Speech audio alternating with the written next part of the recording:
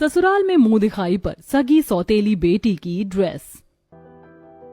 निशा की उम्र हो गई है, अब हमें उसके रिश्ते के बारे में सोचना चाहिए। हाँ, वर्षा की भी उम्र हो गई है, हमें उसके बारे में भी सोचना चाहिए। अरे मुझे क्या उससे, मुझे तो अपनी सगी बेटी की चिंता है सिर्फ। आप एक काम करो, उसके लिए एक रईसज़ादा और खानदानी लड़के का रिश्ता ढूंढो। एक रिश्ता मेरी नजर में है तो ऐसा करता हूँ, कल ही उनको हवेली पर बुला लेता हूँ। वो लोग निशा को देख भी लेंगे और आमने सामने बातचीत भी हो जाएगी। श्रीनाथ रिश्ते के लिए जयप्रकाश और बैजंती देवी को बुला लेते हैं। अगले दिन जयप्रकाश और बैजंती देवी अपने दोनों बेटे अरिहंत और आरव के साथ घर आते हैं। सच में जितना सुना था उससे भी ज्यादा सुंदर है आपकी हवेली। मेरी पहली धर्मपत्नी ने अपने हाथों से इस हवेली के एक एक कोने को सजाया था और तब से आज तक ये वैसा ही है। कमाल है श्रीनाथ जी, आपने दूसरी शादी कर ली लेकिन पहली पत्नी की यादों को सहेज कर रखा हुआ है। जयप्रकाश जी, हमारी पहली धर्मपत्नी मेरे लिए बहुत खास थी। मेरी दूसरी धर्मपत्नी की भी मैं बहुत इज्जत करता हूँ। वाह भाई साहब, सच में आप महान हैं। अब तो हमें आपकी बेटी से मिलने की और भी उत्सुकता है। जिनके बाबूजी इतने अच्छे, उनकी बेटी भी कितनी सभ्य और संस्कारी होंगी। आप लोग यहाँ में राजिए, मैं अभी अपनी धर्मपत्नी को बुलाता हूँ कि वो निशा को ले आए। श्रीनाथ अंदर जाता है और जयश्री से निशा को लाने के लिए कहता है। जयश्री तुरंत किचन से निशा के कमरे की ओर जाती है। ऐसा करती हूँ, नाश्ता वर्षा से लाने के लिए कहती हूँ। बड़ी आई 2 कौड़ी की होकर मेरी बेटी की बराबरी करेगी। वर्षा, बाहर नाश्ता देने दोनों दासियों के साथ तुम ही आ जाना। सौतेली बहन है तो क्या हुआ, इतना तो कर ही सकती हो। हाँ ठीक है, मैं आ जाऊंगी। वर्षा दासियों के साथ नाश्ते की तैयारी में लग जाती है और जयश्री निशा को लेकर बाहर हॉल में जाती है, जहाँ देखने के लिए उसके सास ससुर आए होते हैं। जितना सुना था उससे भी सुंदर लग रही मेरी होने वाली बहू। सच में स्वर्ग से उतरी अप्सरा लगेगी जब मेरे घर बहू बनकर आएगी। अरे क्यों नहीं, मेरी बेटी है ही इतनी सुंदर, तो फिर हम ये रिश्ता पक्का समझे। हमें तो लड़की बहुत पसंद है, अब आरव हाँ कह दे तो रिश्ता पक्का ही समझिए। माँ, मुझे निशा पसंद है, मेरी शादी के लिए हाँ है। लो जी, तो हो गया रिश्ता पक्का। मुझे तो विश्वास ही नहीं हो रहा कि मेरी बेटी निशा का रिश्ता पक्का हो गया। ये तो बहुत खुशी की बात है। दासियों, अरे ओ दासियों, सबका मुंह मीठा कराओ, मेरी धैर्य का रिश्ता पक्का हो गया। इतने में वर्षा 2 दासियों के साथ मिठाई और साथ में नाश्ते की प्लेट लेकर हॉल में आती। वर्षा का पहनावा और सादगी देखकर बैजंती देवी की आंखें ही वर्षा पर टिक गई। वर्षा की चाल ढाल, सादा सलवार कमीज ने मानो बैजंती को आकर्षित कर लिया था। अरे लाओ लाओ, मीठा लाओ, लीजिए, पहले आप मुंह मीठा कर लो। बेटा तुम भी खाओ। अजी देख रहे हैं, ये लड़की जो सादे रंग का सलवार कमीज पहने कितनी सुंदर है ना, इसकी चाल डाल भी कितनी अच्छी है।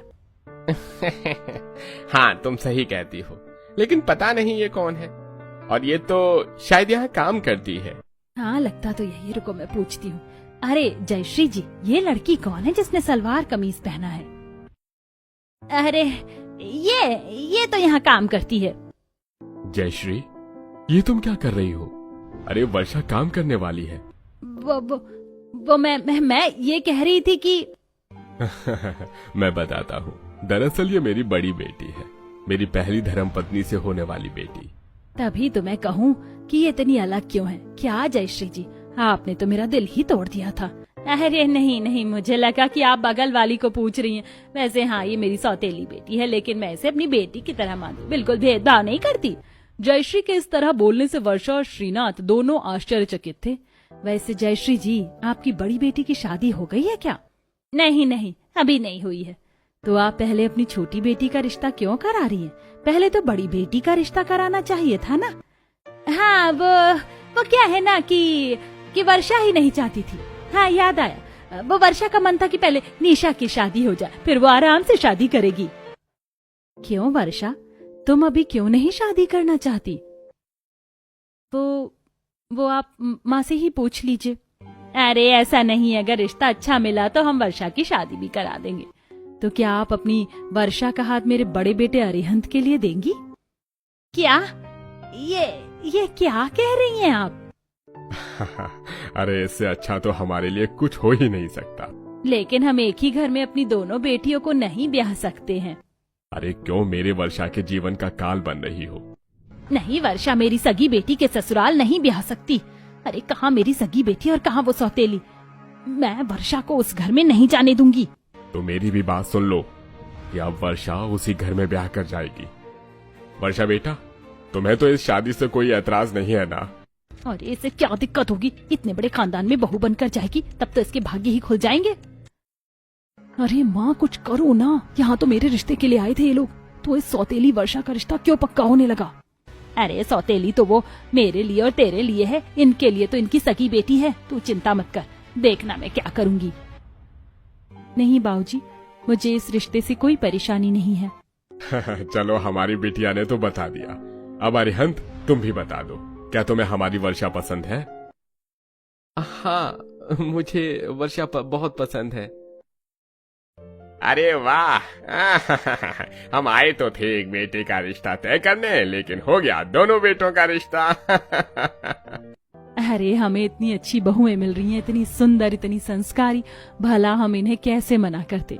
जयप्रकाश और बैजंती देवी अपने दोनों बेटों का रिश्ता पक्का करके वहाँ से रवाना हो जाते हैं। देखो तो माँ कैसे खुश हो रही है तुम्हारी सौतेली बेटी। खबरदार, जो इसे मेरी बेटी कहा तो सौतेली ही सही, लेकिन इसको मैं अपनी बेटी नहीं मानती, क्योंकि ये मेरी सौतेली बेटी भी नहीं हो सकती। अरे कहाँ हम और कहाँ ये, जरा इसके कपड़े तो देखो, लगता है कि ये इस घर की बेटी होगी।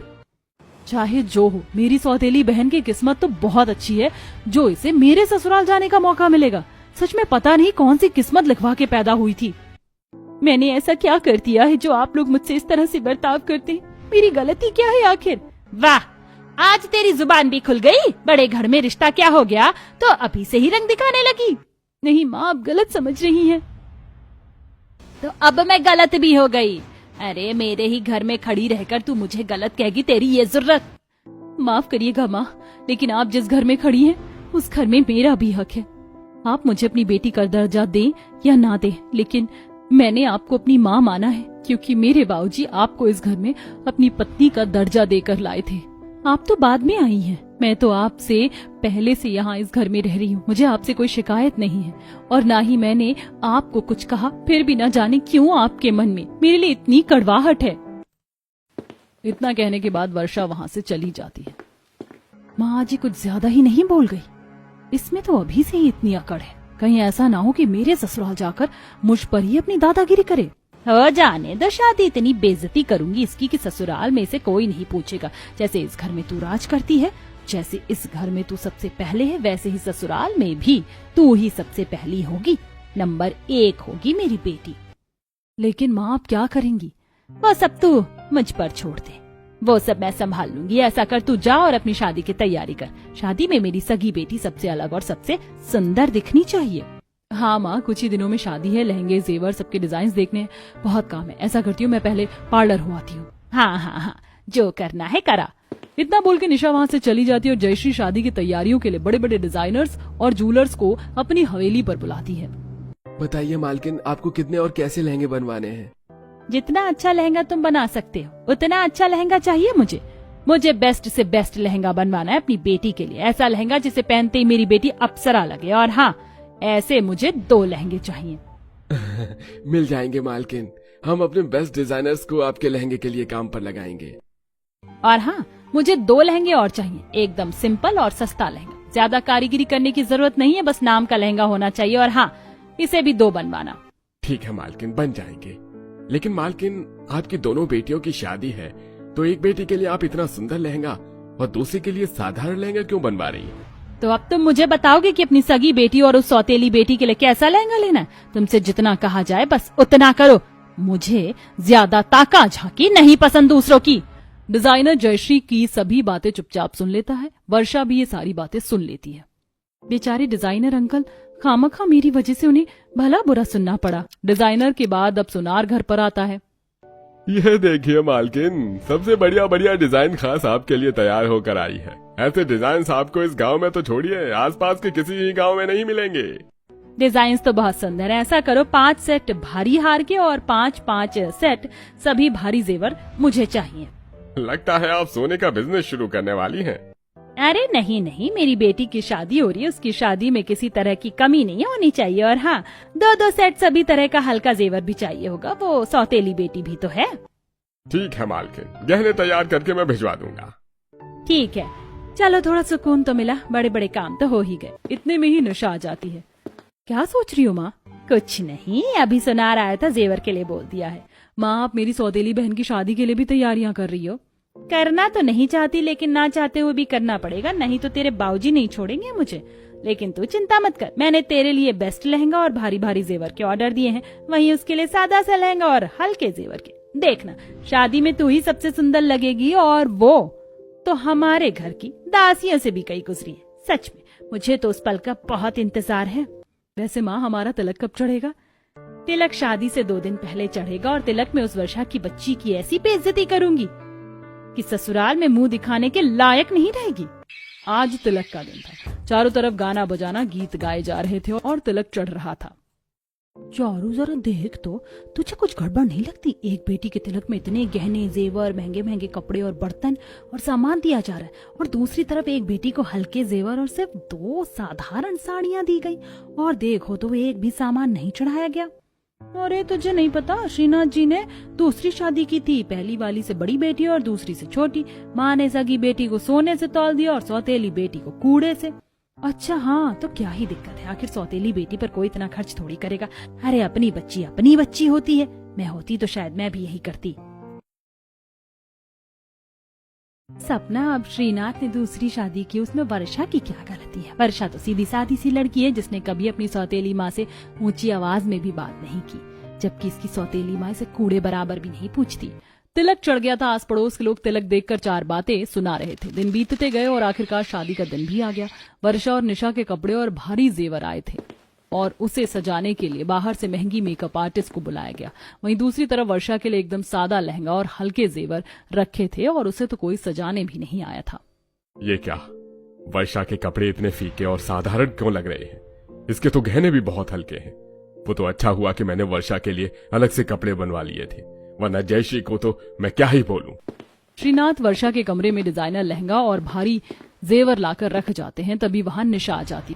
अरे वाह, इतना सुंदर लहंगा, ये तो मुझसे भी ज्यादा सुंदर लहंगा है, लेकिन ये मेरी सौतेली बहन के कमरे में क्यों है? लगता है बाबूजी ने रखी। ऐसा करती हूँ, इसे फाड़ देती हूँ। मेरी शादी में मुझसे ज्यादा सुंदर कोई नहीं लग सकता। निशा वर्षा का लहंगा कैंची से फाड़ देती है, उसके बाद चली जाती है। फिर वहां वर्षा तैयार होने के लिए आती है और देखती है कि अरे ये क्या, मेरी ड्रेस फट कैसे गई? बारात आने में भी कुछ ही देर बाकी है।